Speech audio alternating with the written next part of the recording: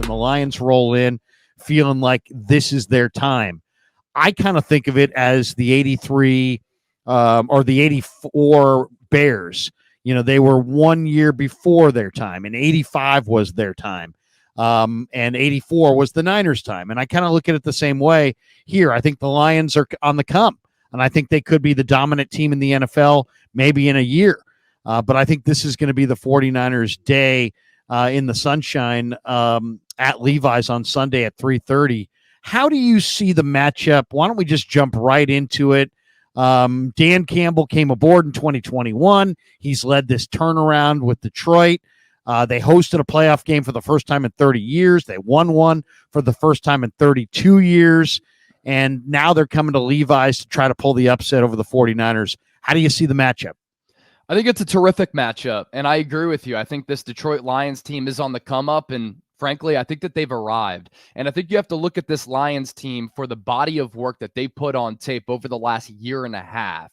And under Dan Campbell, they've made steady strides forward, and they've had these continued improvements. And Brad Holmes has done a great job as general manager in compiling all the talent. And even though Dan Campbell isn't a coach who calls plays or has a specific specialty, he played tight end in the NFL, he's hired a bunch of good coaches, and he's maximized a lot of his players, and he has this team believing.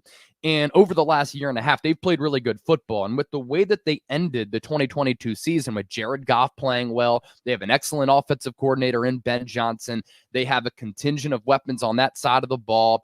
And even though they have some holes defensively, they play hard. I really like Detroit going into the 2023 season to win the NFC North.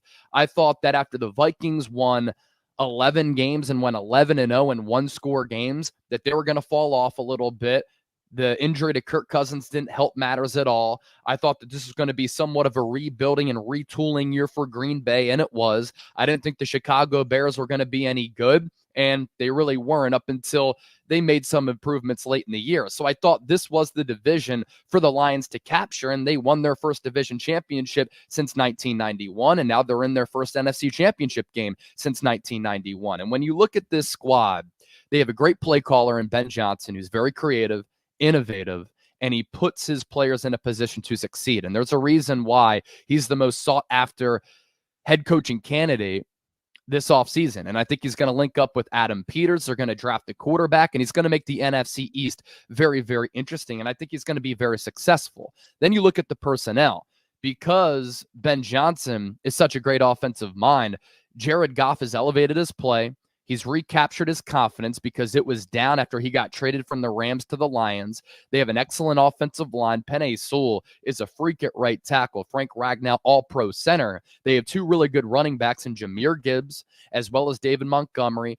Gibbs is physical. He's fast. He's elusive, but he can catch the ball out of the backfield. Then they had that bell cow physical back in David Montgomery. And for them to get Jahmyr Gibbs and Sam Laporta in the first round, they knocked it out of the park, because I think Sam Laporta over the next 5-10 years is going to be one of the best tight ends in the game. And then I really like what they offer at wide receiver. Amon-Ra St. Brown is utilized as their motion man. He can line up as X. He can line up in the slot. They get very creative with finding ways to get him the football. They have the vertical speed threat in Jamison Williams, who can take the top off of the defense. Josh Reynolds is a very solid player. And then Khalif Raymond kind of falls under the radar. So I really like this offense, and it's going to be a huge test for Steve Wilks and this defense. Wilks has done a great job of making adjustments in game this year, and he's going to have to continue to do that against Ben Johnson, because Johnson's going to counter with those adjustments. But at the end of the day, I think that San Francisco is the better all-around team, and I do like the Niners to win this game. But like that Green Bay game, I predicted right here on the show, on the 49ers Report, it was going to be a slugfest, and I do think this game is going to be close and decided in the fourth quarter, with the Niners eventually winning. You know, it's interesting. Either the Niners are going to avenge their title game losses the past 2 years, or the Lions are going to win in their first appearance on this stage in 32 years. It's great drama for sure. Let's talk a little bit about the Lions as far as Jared Goff. Let's start with Goff, because the Niners have a long run with Goff. I mean, he spent his first 5 seasons with the Rams. he got the better of the early matchups against Shanahan's Niners. He won 3 in a row against them in 2017 and 2018. And he looked great in those games, 136.3 passer rating, 9 touchdowns, no picks. But then the Niners got better, and they made Goff struggle, and he lost all 4 of the matchups in 2019 and 2020 with a 70.3 rating, 4 touchdowns, 4 picks. Now he's playing the best ball of his career, but he's also without Jonah Jackson at left guard. Yep. And to me, man, if there's one area where if I'm the 49ers, I am absolutely going to be unrelenting in my defensive approach, it's A-gap pressure. Yep. With Ragnow not healthy, with Glasgow and Jackson. Glasgow's just a guy. Jackson is out, and there's going to be Coyote Awasika in there, who's not necessarily he's not a veteran. He's a young up and coming player, but he has very little experience, and he hasn't been that good. I think you got to have a lot of A-gap pressure, whether it's Greenlaw, Warner, Hargrave, Armstead. To me, the one thing about Jared Goff is he's a 6'5" guy who's got a good arm, pretty good accuracy, but he doesn't have lateral agility at all. And if you can force him to move laterally, I think that's going to be a win. I'd be shocked if Goff was able to move laterally and still really carve up the Niners with any kind of precision. I think they got to get A-gap pressure. I think that's their advantage. And I think there's no doubt. I think you've got to somehow pressure Goff in his face. And if they do, I think they're going to win. I agree. And Frank Ragnow is dealing with a sprained knee, a sprained ankle. Jonah Jackson, their left guard, is going to be out. He gave up no pressures when he was in the game, and then his backup came in and gave up multiple pressures, and he was getting steamrolled throughout that game against Tampa Bay. And Jared Goff is not a mobile quarterback. He likes to operate within the confines of the pocket, and he really doesn't have the athletic ability at all to burn you with his legs or to even have the escape ability to get out of the pocket.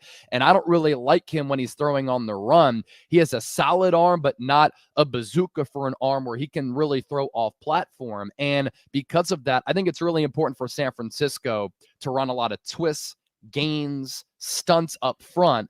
And this is a huge opportunity for Eric Armstead, who played well against the Packers last week, as well as Javon Hargrave, who you gave a 4-year, $84 million contract to have a big performance in a game like this, to get to Las Vegas for the right to bring the Lombardi Trophy on that quest for 6. And when you look at Goff's numbers this year, true completion percentage is 74%. It's 5th in the NFL. Throws a good deep ball, 48%. That's number 6 on his deep ball completion percentage. Operating out of a clean pocket, though, Larry, 70.5%, 6th in the NFL. But when he gets pressured, his pressured completion percentage is at 53.1%, 20th in the NFL. So that's a 17% difference from a clean pocket to a pressured pocket. And then furthermore, according to Pro Football Focus, Goff completed just 51% of his passes for 6 touchdowns, 9 interceptions. And he was pressured on 21% of snaps this year, but he scrambled only 7 times. And his passer rating, 62.9 when he was under pressure, according to the metric from PFF. But when he was kept clean in the pocket, that rating was 116.1. That was the second best mark in the NFL behind Brock Purdy. So Javon Hargrave, Eric Armstead, you're going to have to get after it. But also, if I'm Steve Wilkes, I'm finding a way to try to have Nick Bosa and Chase Young either line up at defensive tackle on a couple of snaps, or on some of those twist gains and stunts, you have them matching up on a little bit of a delay against a banged up interior offensive line for Detroit. You get pressuring Goff and you blur his sight line, and he starts to feel a little bit wobbly around his feet in a muddy pocket. He's prone to making mistakes. And then lastly, before I throw it back to you, the Detroit Lions, more than any team in the NFL, like to target the middle area of the field. And that's because when Goff is able to maneuver and operate inside the pocket, he has that sight line. But if he has pressure in his face, it takes away what Detroit really likes to do with the crossers, with the in routes, with the shallow crosses. And then Jared Goff, if he does get pressured, prone to making mistakes. So Goff is playing well. And I love these weapons. Laporta was an awesome high school receiver. He was awesome at Iowa. He's been awesome this year. And I agree with Steve Wilkes. I flip on that film. I don't see the knee injury that he had in week 18. It's like it didn't happen. Right. So he looks great. Amon-Ra is a major problem. He's got him and Goff are in lockstep. And then they can go up top with the Alabama kid who's just got unbelievable wheels. And then they've got, maybe the best dynamic receiver out of the backfield we've seen come out of the college game in years, and very much like a Christian McCaffrey in Jahmyr Gibbs. And then you got a horse in David Montgomery. I don't know why the Bears ever let him get out. The Niners last week played Logan Ryan 67 defensive snaps. He played all of the snaps at safety over Jair Brown. It was a rough game for Ryan. He had, we saw him just whiff on the Aaron Jones 53-yard run right near the line of scrimmage. He also had a busted quarters coverage play later on, leaving Ambry Thomas on an island with no help. And I understand why they wanted to go with Logan Ryan, but I'm done with it. I want to see Jair Brown, and I told Steve Wilkes as much earlier this week. Wilkes wouldn't confirm anything, but I get the vibe that they're going back to Jair Brown, and they should. What do you see? I mean, how do you see it? Because to me, Jair Brown is their future. And Logan Ryan, if you can't stand up to Aaron Jones, you're not standing up to David Montgomery, even if you're in ideal position. He's just literally going to run over you. So I want to go with Jair Brown over Ryan. Where are you on it? Totally with you. And I just put out a video this morning actually talking about that depth chart change for San Francisco in that game against Green Bay. And I think that Kyle Shanahan and Steve Wilkes have to make the pivot back to Jair Brown. And what I didn't really understand, I get it when Kyle says Jair Brown missed 4 weeks and 2 games with the knee injury. He's an inexperienced player. And because of that, we went with the veteran Logan Ryan, who has a lot of experience and playoff experience. But here's the thing. Logan Ryan didn't really have a lot of experience this year, and he's not the athletic player that Jair Brown is. Logan Ryan logged 77 coverage snaps this season, and it looked as though he was a player who was old, whose best days are behind him, and looked inexperienced this year. And I'm going with the player who's more athletic, who's more explosive, who has great instincts, and most importantly, Talanoa Hufanga was an all-pro last year. He gets hurt. Jair Brown comes in, and he played well. So not only is he the more athletic, I think more seasoned player if we're talking about right now in the immediacy of the moment, but he's the better player. Jair Brown this year I thought was really, really good. And I think when you don't talk about a rookie safety during a game broadcast, usually it's a good thing, because when you are, he's getting burnt to a crisp. But Jair Brown, overall Pro Football Focus grade of 77.9. He's good against the run because you can play him in the box. 77.5 grade against the run. He had a coverage grade of 74.5, so he can play on the back end. And if you're worried about the inexperience, you have so many experienced players on this defense who can help make up for the lack of experience for Jair Brown. And he's playing alongside Tashawn Gibson. And it's not like that came on a massively small sample size for Brown. Those numbers, 275 coverage snaps, 2 interceptions, and 6 missed tackles. And you can try to tell me, well, Logan Ryan tried to plug the hole. He got faked out and juked out by Aaron Jones, and that could have happened to Jair Brown. But Jair Brown is a physical player. He's not afraid to put his hat on the ball carrier, and he does a great job of having this instinctual feel to his game where he can diagnose and read plays. And he has that short memory for a rookie where if he does mess up, he's going to come back and make that next play, and I have a lot of confidence in him to do that. I just don't know against an athletic team that's highly skilled, that has a great scheme, why you would have an old player out there who doesn't have the athleticism of Jair Brown, because that can cost you more so than the lack of experience, because at least Jair Brown can make up for the lack of athleticism. Yeah, I mean, and Montgomery's 225. I mean, he's their leader in carries. He's a downhill runner. He's hard to bring down. He's thick, and he's averaged 2.3 yards after contact per rush this season. That's 3rd best in the NFL. And you're going to put Logan Ryan, a glorified corner, out there at safety. And Gibson is not a great run defender. I mean, Gibson is a good ball hawk center fielder who can come away with an interception and not drop the ball, but that's all he's good at. He's not a great man-to-man cover guy, and he's not really good against the run.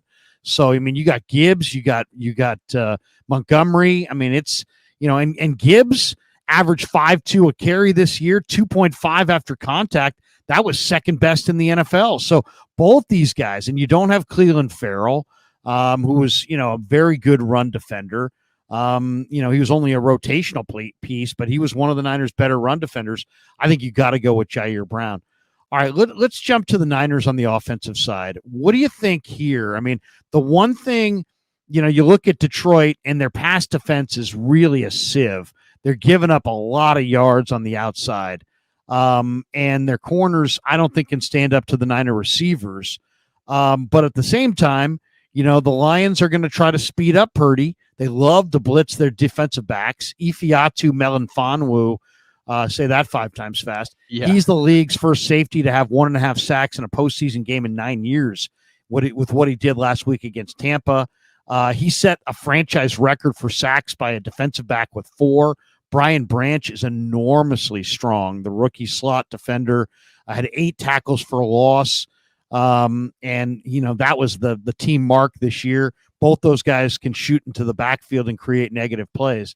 How do you see the 49er passing attack trying to block Aiden Hutchinson, who has 8 sacks in the last 4 games, and trying to deal with these blitzing defensive backs?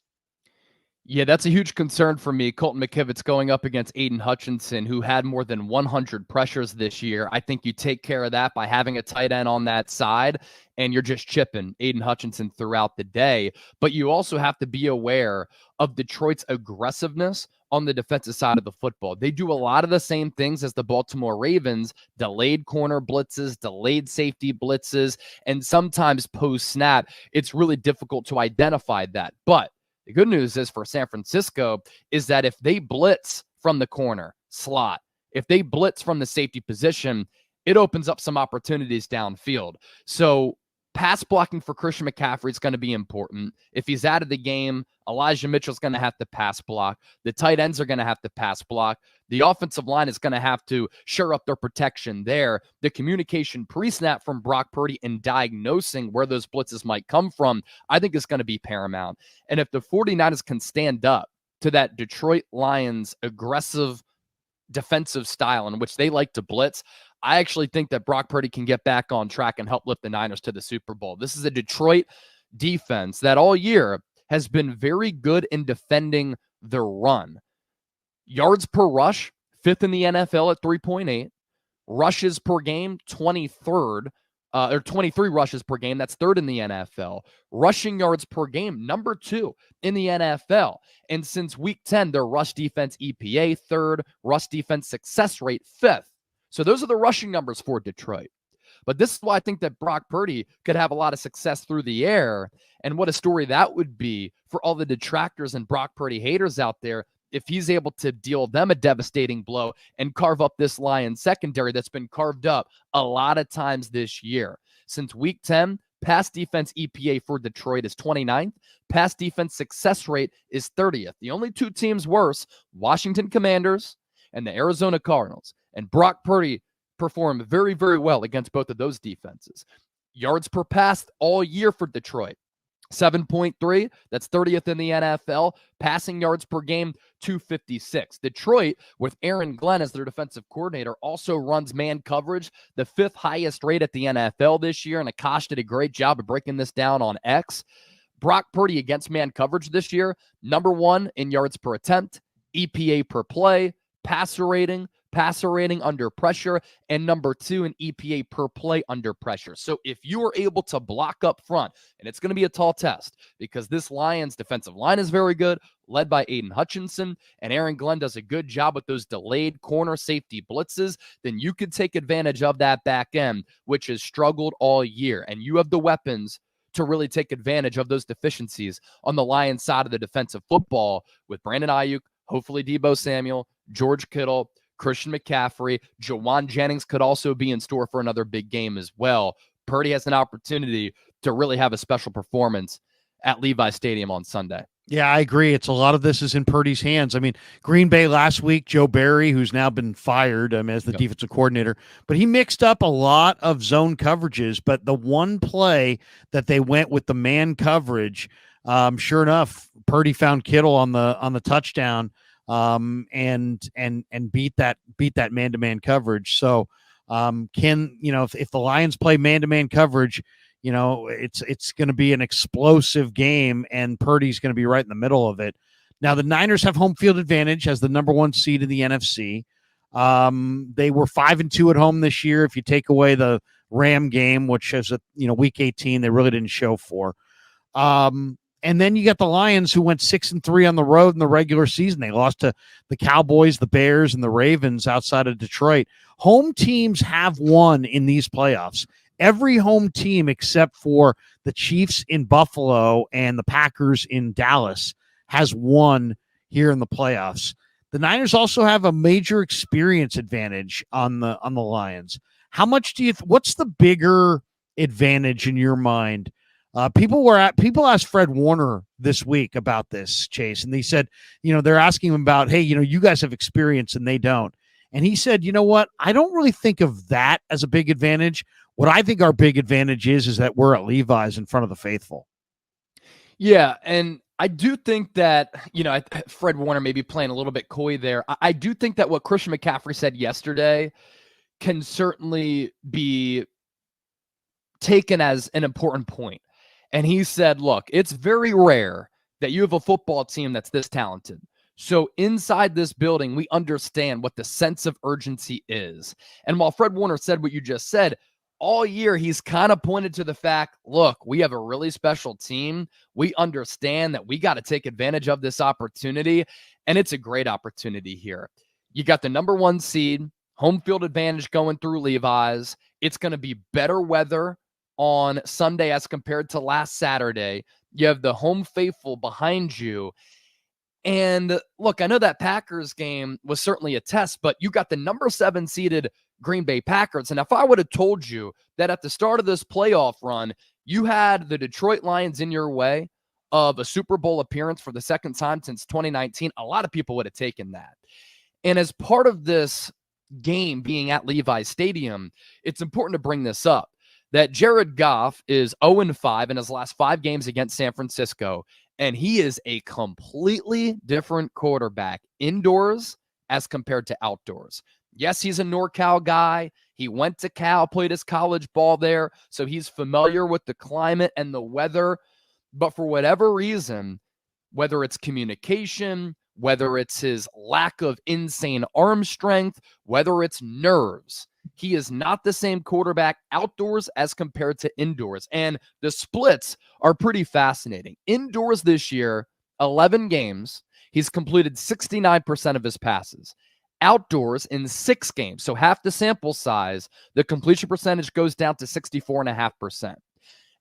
Indoors, he's thrown for nearly 3,000 yards. Outdoors, almost 1,600 yards. Indoors, 23 touchdowns, 8 interceptions. Outdoors, 7 touchdowns, 4 interceptions. So basically, if you double up that sample size, indoors 11 games, outdoors 6 games, to 12 games outdoors, that's still a touchdown to interception rate of 14-8. Not great. What's of note here is that outdoors, Jared Goff tends to hold on to the football a little bit longer. He's been sacked 15 times indoors in 11 games, 15 times outdoors in 6 games, and his rating goes down from 104 to 87.9. So you pair that up with what we talked a little bit about earlier, getting that interior pass rush, because if you move him off his spot, he just can't throw off platform. This is how San Francisco can win this game. And that's why over the last couple of days, as I've scouted this Lions team and I've done so much content this week on the 49ers report, my score prediction all week has kind of been 35-31 because I believe this Lions offense poses a lot of threats. It wouldn't surprise me if we're looking at a game like the 2019 NFC title game between the Niners and the Packers, where San Francisco just plays bully ball. They get after Jared Goff, and it ends up being a long day for the Lions, and their dream ride comes to an end with the dominant Niners win on Sunday. Man, I would love to see it because I don't know if I could live through another Oh, meat grinder I got a last, couple like gray last week. hairs after that game on Saturday. That was Oh, unbelievable. yeah, seriously. I mean, I'll say this. I didn't enjoy 1 minute of that game live, but I did enjoy it quite a bit watching the replay. No doubt. No, When and you then know, the end, when Dre Greenlaw picked off the pass, it's like, oh my gosh. get What a Saturday. down, get Yeah. down. Get down, get Oh down. my God, that was I don't know if I could go with another one of those. I expect a little bit of a shootout. The Niners were third in the league in points per game during the regular season. Detroit wasn't far behind that. They finished in fifth place. Yeah. Do you expect a high scoring shootout, or do you expect that the Niners, you said make it seem like it might be one sided and they might be able to corral Goff? To me, it's all about the pressure they can get on Goff. But what kind of tempo? What kind of is it? High scoring, low scoring? What do you envision? Yeah. So what I said, all week I've kind of been around this 35-31 Niners win where both teams are kind of exchanging blows, kind of like a heavyweight bout back and forth on the offensive side where the defenses struggle a little bit because these two offenses are very potent. They're very multiple. They're very diverse. And you have two great play callers with a lot of insanely skilled position players. And Ben Johnson calling plays, Kyle Shanahan calling plays. This Lions defense has struggled all year long, especially against the pass. This Niners defense has had some holes going up against some really elite teams. So I think it's a little bit of an offensive shootout where the Niners win 35-31.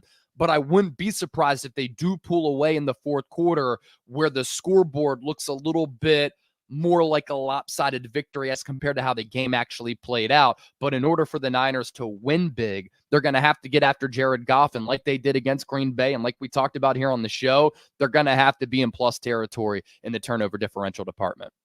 The one area that I'm really intrigued by is that the Lions pass defense allowed 69 passes this year of 20 or more yards in the regular season. Yep. That was the most of any team in the entire league. And it's really that trend kind of stood up in the playoffs. They've allowed 13 such plays in 2 games, twice as many as any other playoff team.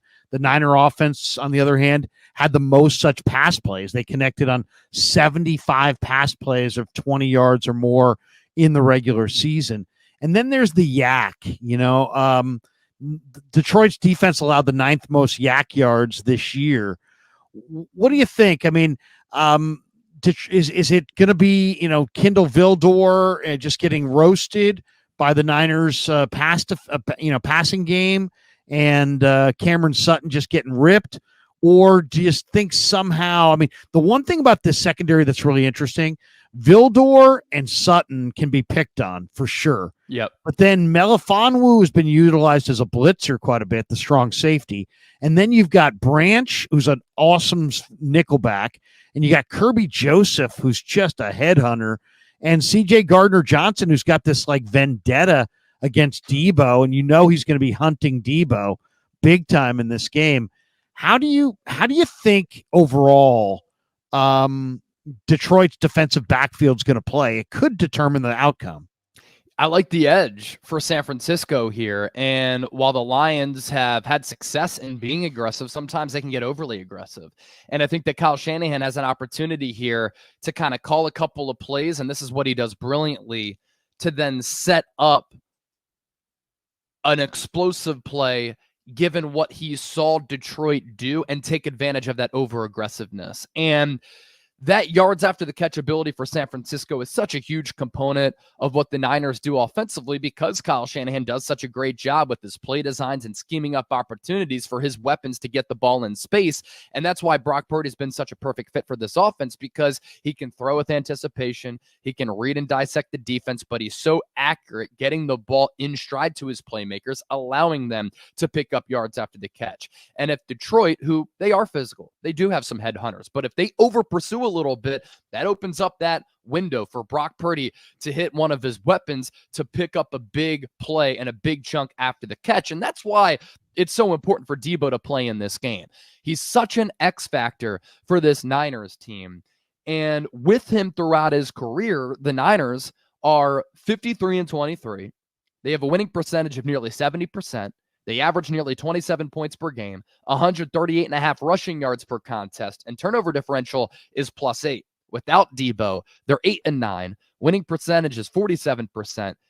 Points per game drops down to 24. Rushing yards per game goes down to 118. And the turnover differential goes all the way to -8. So it's almost like the Niners press a little bit on both sides of the ball, and they make more mistakes, maybe because their offense is a little bit more predictable without the Swiss Army knife and the do-it-all one-of-one weapon that is Deebo. Even if he's out there as a motion man, you still have to account for him in where he goes on the field, but then there can be that window dressing. There can be that creativity off of it where Deebo goes in motion to one side and then Brock Purdy goes to the other, and then you have this overly aggressive Lions secondary that over pursues, and once guys shift one direction and you hit them on that other side of the field, that's what San Francisco is so good at, and that's why it's so important for Brock Purdy to be cool, calm, and collected like we've seen him, to be accurate, to play his best game. And I think he's going to be able to do that because, as we've seen, the weather holds him back. He can't throw a wet football. You're not going to have to worry about that. And the matchup here sides with San Francisco going up against the weaknesses of this Lions defense.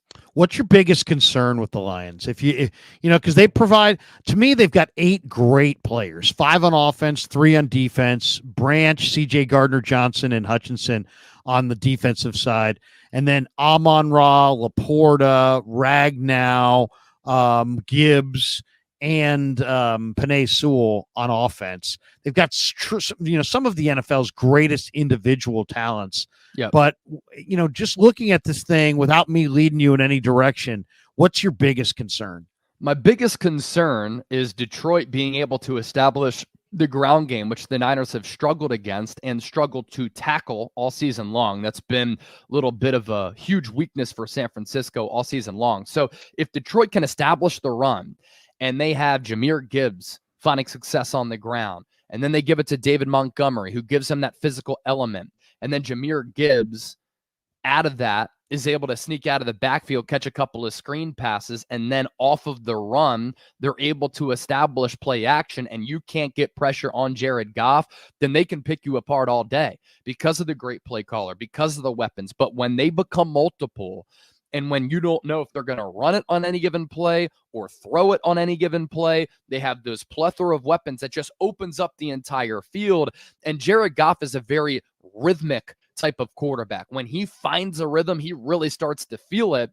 But when he gets a little bit flustered, that's when he questions things a little bit. And that's when he can turn the football over, make a couple of errant throws, and make some mistakes. And that's why getting pressure on Jared Goff is so important. That's why stopping the ground game is so important. So that's the biggest concern for me for the Niners defense. And then for the Niners offense, it's really Colton McKivitz holding up against Aiden Hutchinson. And also the Niners being able to identify some of the post-snap, pre-snap blitz packages that the Lions are going to throw their way. I kind of see the Niners sliding the coverage to McKivitz's side to try to help with Hutchinson, and just saying to Big Trent, hey, you know what? You got Kaminsky or Pascal or whoever's going to be on that other side one-on-one all day. What do you think of that idea? I mean, just try to give Colton. I mean, I talked to Colton in the locker room yesterday, and he's not nervous, but he's got proper respect for Hutchinson. He knows how hard he plays. Hutchinson's got a nasty spin move. What do you think? I mean, what's the best way for the Niners to try to compensate for the fact that Hutchinson's probably going to have an advantage against Colton? He's going to have an advantage because Aiden Hutchinson, year one, last year as a rookie, was excellent. This year, awesome. Had more than 100 quarterback pressures this year. That was more than Nick Bosa. He's really emerging as one of the top edge rushers in the game, and he does have a semblance of moves that he can use to get after the quarterback. And we saw what happened in the NFC Championship game last year when the Niners couldn't bottle up Hassan Reddick, and they had Tyler Kroft out there one-on-one. Hassan Reddick ruined the Niners' opportunity to make it to the Super Bowl because Brock Purdy got hurt. Josh Johnson then came in. He suffered a concussion, and we had Christian McCaffrey throwing passes in a Final Four game, which was unfortunate. I don't want to revisit that, but that's what happened, and that's the importance of holding up in pass protection. So what you have to do, I think you have to have Charlie Warner on that side as a little bit of a chip to just get Aiden Hutchinson off his path. You have to have John Feliciano playing full-time at right guard, I believe, ready for some of those twists and those stunts on that side. And then if the Niners aren't able to run it against the Lions defense that does a great job against the run, Christian McCaffrey is a very, very good pass-protecting running back. And you want him to have his vision toward that side of Aiden Hutchinson as well to provide some protection there. And again, you go back to Deebo playing in this game, you can neutralize that pass rush if you're able to run a couple of bubble screens. Maybe you run some jet sweeps. Maybe you get creative with some of those short crossers. Maybe you roll Brock Purdy out to the left side of the field. We've seen him kind of do that reverse drop back. Maybe you do that a couple of times to get him away from that side to kind of neutralize the strength of that Lions defensive line. How good a cover guys are Barnes and Anzalone on that second level? Because I could see Shanahan really trying to isolate them and make either one of those guys the conflict defender. Anzalone, I know, is not 100% physically. I don't think he's the greatest movement linebacker I've ever seen. I like the other kid. I mean, I like Barnes. I liked him at Purdue, but I mean, he's 6 feet, 240. I mean, they're better coverage players than Barnes. Can the Niners pick on that duo? Yeah, I was talking to one of the guys who works at Chat Sports who's from Detroit. He's a diehard Lions fan, and he had mentioned that Anzalone was a little bit banged up this week, and I'll be like, damn, that's a pretty big loss. He's one of the energetic captains on that defense that kind of carries that moniker of Dan Campbell, of being physical, biting kneecaps. And he's like, yeah, no, he's certainly valuable there, but he's not that good in coverage. And I think that Detroit as a whole, on that defensive side of the football, they're a little bit weak in that secondary. That also includes being a little bit deficient as far as their off-ball coverage linebackers. And we know that San Francisco and Kyle Shanahan, they really like to target the middle area of the field. And that's an area where the Niners can have success because they've always had success there. So that's why I think that George Kittle, matched up against some of those linebackers, can have a big game. And we know that he can be a security blanket for Brock Purdy. And then that kind of opens up the perimeter a little bit with hopefully Deebo, Jawan Jennings, as well as Brandon Ayuk. I'd honestly like to see Kyle have Christian McCaffrey line up in the slot for these reasons. Match him up against the linebacker, and he's able, with that excellent, just pristine footwork, to win those one-on-one matchups against slower nickels or slower linebackers, and you utilize Christian McCaffrey in the pass game because as a route runner, as a pass catcher, he's fantastic. But Anzalone, not awful in coverage this year. A passer rating allowed of 93.1 and a coverage grade of 66.8, so not terrible. But the Niners' strength is targeting that middle area of the field. That's certainly a Lions' weakness. Nick Bosa led the NFL last year. He had 18.5 sacks. He has yet to sack a quarterback since his last sack was December 17th against the Arizona Cardinals. It's the longest stretch of games without a sack in his entire NFL career. Is something wrong with Bosa, or do you expect him to go off in this game? He has to go off, and I think that's a huge key for San Francisco as well, especially when you factor in how Jared Goff really struggles when he's under pressure. 6 touchdowns, 9 picks, and he's completed just 51% of his passes when he is under pressure. Passer rating is 62.9, but when he's kept clean in the pocket, it goes up to 116.1, second best mark in the NFL. What's crazy about Bosa, and I do think that this year he was impacted a little bit by not being with the team until week 1 against Pittsburgh. Look, there's nothing that can be replicated like real live practice reps, real live football reps. You can be in as good a shape as you want. And we know that Nick Bosa is a physical specimen. We know that he's sculpted. He's an insane athlete, but nothing replicates training camp. Nothing can really be reminiscent of being in an actual game. He even said, I was a little bit slow to start the year because I was trying to find my groove a little bit. And this year, the sack numbers haven't been there, but Bosa still had a pretty disruptive year. I think he's been really good against the run. He's gotten a lot of pressures. He's gotten a lot of quarterback hits, but he hasn't had a lot of sacks. But this Niners team as a whole, defensively, hasn't had a lot of sacks on the quarterback. And in his first 8 playoff games, Larry, he had 8 sacks. In his last 4, he's had none. And he's going to be going up against Penei Sewell in a terrific matchup if you love trench play. And if you have an opportunity to not watch the football during this game broadcast, or if you're at the game and you love trench play with a couple of dogs and premier players, just watch Nick Bosa go up against Penei Sewell. How Sewell is able to move is crazy. And he's given up 1 sack in 674 pass blocking snaps this year. So Bosa has to have a big game. And that's why, going back to my previous point, I'm running twists, I'm running stunts, I'm running gains to try to get Bosa off of Penei Sewell. But also, this is why you pay Bosa to be the highest paid non-quarterback in the history of football, to win this type of matchup in a game of this magnitude against a high caliber player like Penei Sewell. He has to have a big game. We're talking to Chase Sr., who's with us in his regular Friday slot as we break down Niners and Lions, and we got a few more for him here. And, of course, we're brought to you by Pig and a Pickle, the best barbecue in all of Northern California. We're also brought to you by Marin Auto Glass and Underdog Fantasy. Check the link in the description. Use the promo code Krueg, and they will match you up to your first $100.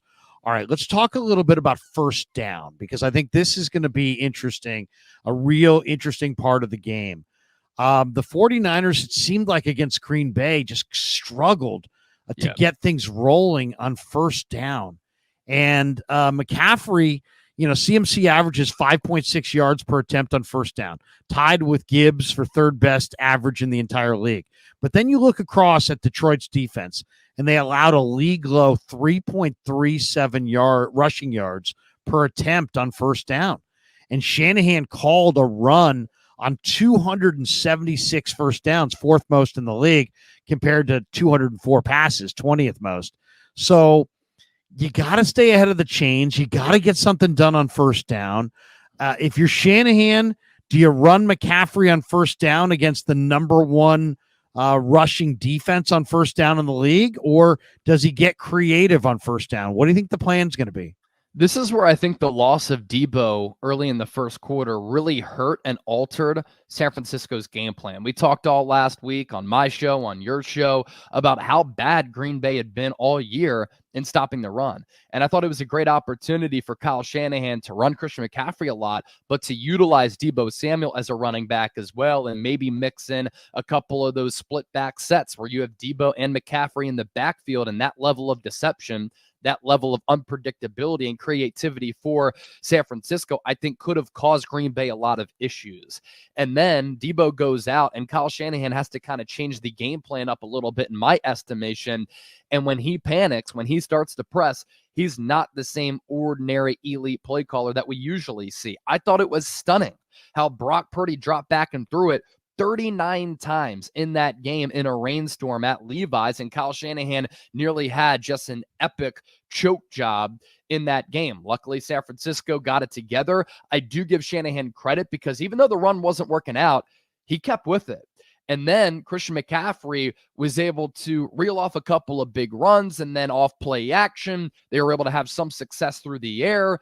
So I think that Kyle is going to try to run the football on first down to really set the tone, because he understands the importance of, if we establish the run against a good run defense, we already know their secondary is porous. We already know that secondary has struggled all year against the pass. And if we can get the run working and then the pass working, this offense is going to be moving downhill in a momentous way, and we're going to be very, very difficult to stop. So that's going to be one of those things early in the game to keep an eye out for. If Detroit has the Niners playing behind the sticks or at second and long, third and long, that's when you can throw off the rhythm of this Niners offense a little bit. And then you force San Francisco into predictable downs where you know when Brock Purdy is going to throw the football. And that's when you can kind of scheme up things to confuse Purdy a little bit on obvious pass throwing downs when you drop a lot of guys back in coverage, whether it be man or a zone. And we've seen Purdy struggle in those instances. What do you expect from Deebo? CJ Gardner-Johnson wants to just kill Deebo. And Deebo, I'm sure, would love to run over CJ Gardner-Johnson on the way to the end zone. But, he was in the blue jersey yesterday. It seems like he's going to ramp up and play. He's got shoulder pain. We've never gotten a diagnosis on what the injury is. It doesn't seem like it's a separation. We were told it wasn't a fracture. It could be a rotator cuff. Either way, it's causing him a lot of pain. I expect Deebo to play. Ayuk says he expects Deebo to play. Assuming he plays, how impactful do you think he can be? How do you think they utilize him? Let's follow the medical timeline all throughout this week, and this is why I think it's a lock that Deebo does play. After the game on Saturday, he started his rehab even though he was in pain. Early in the week, he was considered to be 50-50. On Wednesday, he didn't practice, but he was on the side field doing some running drills from end zone to end zone. And then we saw this Zapruder film of him carrying the football without any restrictions. And then yesterday, I think this is the most telling. Deebo has infectious energy, and the team feeds off of that. And that's why him and Trent Williams walking out of the tunnel with the boombox speaker on the shoulder just gives this team a level of swagger, because they're leaders of this team. And when you see Deebo running routes, catching passes, dancing on the practice field, and lifting his arms up over his shoulder, that's huge. And that's a little bit of a concern with the shoulder injury. If he can't extend his arm above his head, then he can't play, right? Because he can't catch that high football. For him to be doing that on Thursday is a great sign. And we still have Friday, Saturday, and much of Sunday for him to get right. And I just think that his mere presence on the field helps the confidence of this Niners team. It helps the swagger of this Niners team. But when you can even use him as a decoy, like the Packers do so much with Dontavian Wicks, and you can use him as the motion man, again, defenses still have to account for his ability to make a play. And I think that Deebo's the ultimate competitor. Deebo is the heartbeat of this team. Deebo understands what's at stake here. You have that sour taste from losing in the NFC Championship game last year. He has the sour taste of, in his rookie year, seeing the Chiefs-colored confetti come down in the Super Bowl after a heartbreaking defeat. We saw the video of him in the NFC Championship game in 2021 after the Rams won. He was distraught.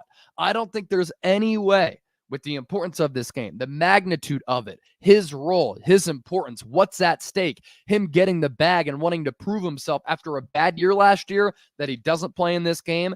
And I expect him to play pretty well and just find a way to gut it out. Then you have the personal motivation of CJ Gardner-Johnson saying one of the most disrespectful things that a DB can say about a wide receiver, that he's a running back. I can't wait for Deebo to lower his shoulder down, put his head down, and run through CJ Gardner-Johnson and truck stick him. And the ovation that I think Niner fans are going to give Deebo, that's going to get the adrenaline going, because Niner fans are extremely intelligent. They understand the importance that Deebo has. We might not see him on kickoff return duties, and that's fine, because you can take blows to that shoulder. Put Ray McLeod back there. That's why you signed him 2 off seasons ago. But offensively, I think we see Deebo. I think he's a part of the game plan. Is CJ Gardner-Johnson the reason the Eagles defense fell apart this year, because they didn't have him? Because he, it seems like he's been good everywhere he went. I saw him as the MVP of the Outback Bowl as a freshman at Florida. Yeah. The guy runs 4.4. He hits like a truck. He picks off passes. He detonates on receivers. He had that monster hit on Isaiah Pacheco in the Super Bowl last year. He plays for blood, and so does Kirby Joseph.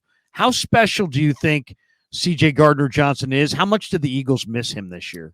So I think the Eagles missed him tremendously. I think the New Orleans Saints missed him a lot after they traded him for basically nothing, as Howie Roseman was able to fleece Mickey Loomis.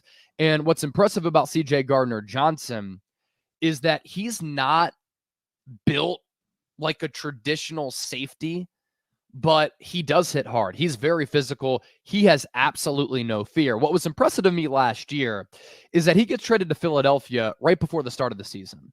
And with New Orleans the year prior, he played more than 1,000 snaps at slot corner. He only played about 80 snaps at safety. He mastered that position, and he was able to play at an excellent level at safety after having barely not played that position that much, because Philadelphia had such a need there. And what Jonathan Gannon did was that he used CJ Gardner-Johnson all around the field in a Tyrann Mathieu type of way, where he could be, like Deebo is on the Niners offense, a versatile chess piece on the defensive side of the football. And he really is just a perfect Dan Campbell player. Well, he'll talk shit, and he'll have a loud voice, and he'll walk around with swagger. He'll dance. He'll get in your face. But that's all that Detroit is about. And I think that Philadelphia really missed that swagger. They missed the versatility. But let's talk about the player. He has really good instincts. Yeah. And he tied for the NFL league high in interceptions last year, despite missing, I think, 4 games. So he's able to read and dissect plays, and hopefully he's not able to fake out Brock Purdy in this game, because he might shade toward one side, knowing that Purdy's going to throw to the other. Then he makes a beat for the football. That's the type of player that he is. Very intelligent player. No doubt. And incredibly physical. Okay. Coaching advantage. Is there one? Detroit leads the NFL. They go for it a ton, right? They lead the NFL. They've had 118 fourth down tries since Campbell arrived. They're converting almost 53%. They're 2 for 2 in the postseason. They scored touchdowns on 2 4th and shorts. They got 13 touchdowns on 4th down in the regular season. And the playoffs since 2021, the most in the NFL. Shanahan is on the other, more conservative. He's more traditional. He's attempted only 50 fourth down tries the past 3 seasons, 3rd fewest in the league. Shanahan's also coming off a game where I thought he kind of gagged a little bit at the end of the second quarter. He did what he wanted to do, but they didn't get any points out of it. Is there a coaching advantage between this duo? Yeah, so I've been talking about this all week. I think it's a pretty fascinating coaching matchup because, as you said, Kyle Shanahan is a very aggressive, cutthroat offensive play caller with how he tries to attack the defense. But on the same note, he's pretty conservative and more of a traditional conservative head coach with how he manages the game. So you have the conservative Kyle Shanahan as far as how he handles things as a head coach. And then you have Dan Campbell, who is the ultimate gambler. He'll go for 2. He'll run a fake punt. He'll go for it on a 4th and goal from the 5 or 7 yard line. And I think that this game could be decided by Kyle Shanahan either being too conservative where it costs San Francisco, or rightfully so conservative where it helps them. Or this game could be decided by Dan Campbell being overly aggressive and it costing them, or being aggressive and it leading to some momentum-changing, back-breaking type of sequence. So I think it's a great coaching matchup in that way. Obviously, you have the offensive guru in Shanahan. You have Dan Campbell, who kind of oversees the entire operation, like a John Harbaugh or like a Bill Belichick, who doesn't call plays or have a specific specialty, but does such a great job of just overseeing everything. And then you have Steve Wilks, veteran, respected defensive coordinator, against Ben Johnson, new, up-and-coming, hip, modern-day schemes, modern-day play designs on the offensive side for Detroit. And I think that, maybe Ben Johnson has a little bit of an edge there, but Steve Wilks does such a great job of making in-game adjustments as they really bottled up Aaron Jones and bottled up Jordan Love in the second half of that game. And I think that in-game adjustments could be critical in this game as well. So I think the coaching staffs, they're so different. I think Shanahan has the edge on Aaron Glenn, but elsewhere, because of the conflicting styles, I think it kind of evens out a little bit, but I like San Francisco a little bit more, of course. Brian B says Skip Bayless is the Niners boat racing the Lions. Go for Broke says my prediction for the NFC Championship game is Niners 38-24, only because if the Niners win, they'll be 38-24 all time in playoff games. So I like the symmetry there. I'm going 31-20 49ers, and I think the Niners are going to win it at the line of scrimmage. I think they're going to turn the ball over less. And I like Purdy to bounce back big and roast Kindle Vildor and Cam Sutton on the outside. And I like the Niners. The home teams are 8-2 in the playoffs. I think that trend is strong. I think the Lions are coming, but I think their time is next year. What's your prediction? What's your score prediction on this one?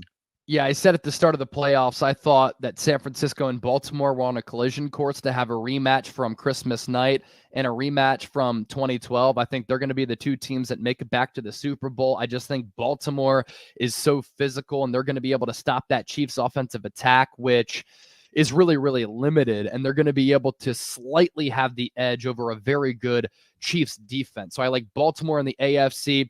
And with San Francisco, the concern last week, rust. Rain. I think that the Niners knocked off that rust.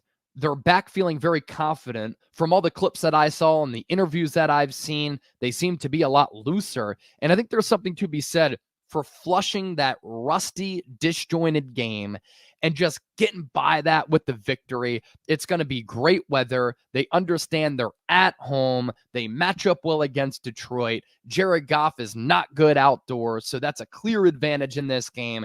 And I think San Francisco wins on a high-scoring affair, 35-31. And offensively, they're just more in synergy, and they're more complementary, and they're more in rhythm because last week they lacked all of those things. Yeah, no, I'm with you.